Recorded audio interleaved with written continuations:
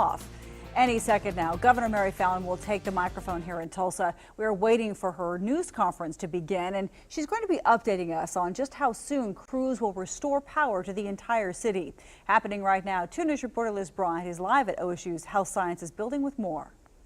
Opportunity to take a tour of the local residential areas that suffered damage from the storm that came through very early Wednesday morning. And of course now we're here at the OSU Health Sciences Center to see about the damage here to the school itself and look around the various areas of the community, the businesses that have had damage here. And I appreciate Mayor Bartlett taking the tour with me. Thank you, Mayor, and very sorry for the damage that you've received in your community here. We also had with us Stuart Solomon, who is the president of PSO, and he was giving me a briefing about getting the utilities back on in this area and the damage that we have experienced. And also I want to introduce Michael Ann Uten, who is with the Office of Emergency Management, and she frequently travels with me to all kinds of disasters throughout the state, probably more than she wished. And of course, President Howard Barnett, we appreciate you allowing us the opportunity to come to your facility. I was just here a couple weeks ago under different circumstances, but I'm sorry for the damage that you have suffered here today.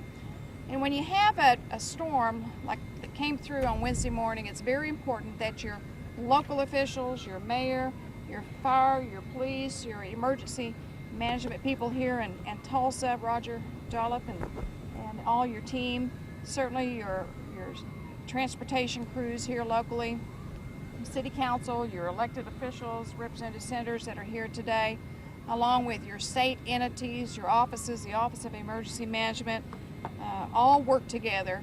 And certainly we've been working together with our utility companies, PSO, and our city crews here in Tulsa to try to assess the damage, try to get the residential and the commercial power back on so that businesses can operate, so that families can be able to stay in their homes and stay comfortably.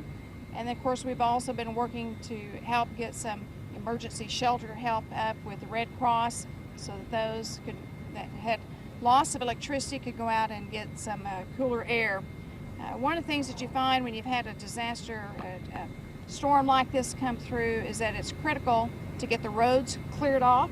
And I know that the transportation crew, the street crews, the city officials have all worked very hard to get the massive amount of trees, power lines, other debris, roofs that were blown off buildings, to get them out of the road so that the utility crews could come in.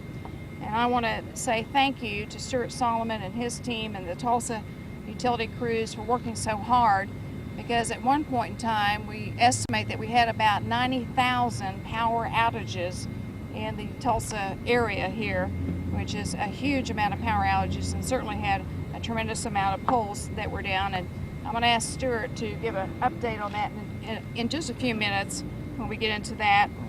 But Stuart, I just want to say thank you for your work, thank you for your crews and your team, and I also appreciate all the other states that sent utility help. You've been watching a live news conference from Governor Mary Fallin. Now, our coverage of the governor's press conference is continuing live right now on KJRH.com. We are streaming that for you on our website, and of course you can also find it on our mobile app as well.